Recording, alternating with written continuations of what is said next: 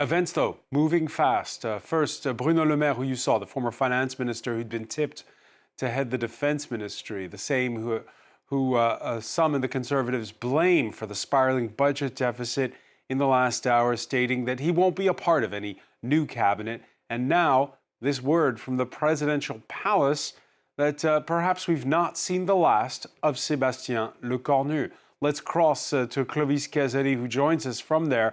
Clovis, what's the latest? Well, it clearly does seem that this is a final attempt by President Macron to still have a government headed by Sebastien Lecornu. Even though he's resigned, he could stay as France's next Prime Minister, possibly, if he manages to convince the right people to join his government. You mentioned Bruno Le Maire, set to become the defense minister, and who's now said he's ready to step out. Why is it interesting? Because his nomination infuriated the right-wing partners of the government, Bruno Deatails, notably, who was the interior minister.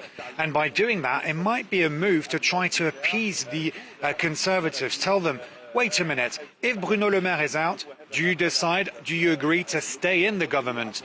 That could be a strategy here from Emmanuel Macron, the French president, who might want to still keep, against all odds, Sebastien Lecornu as prime minister. But there's a lot of negotiations behind the scenes, of course, in the next few hours. As you said, the Élysée Palace saying Sebastien Lecornu still trying to negotiate, still trying to form a government.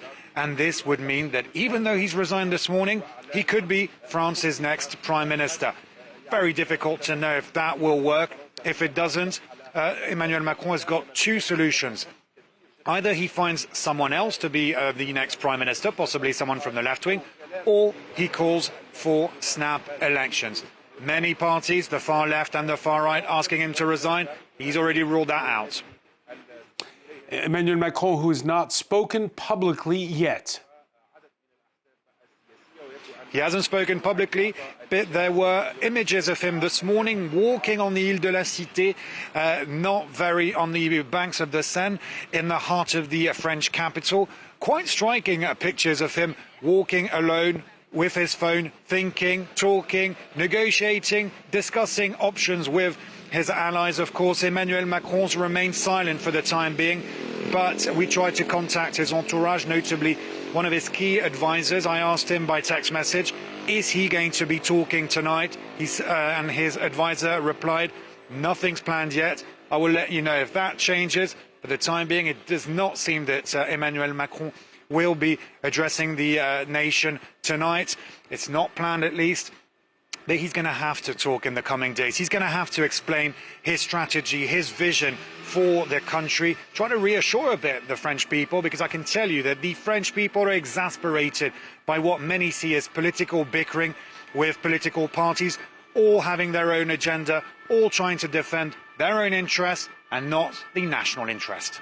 Clovis Casali, many thanks for that live update. We will be checking in with you as developments evolve on this breaking news story.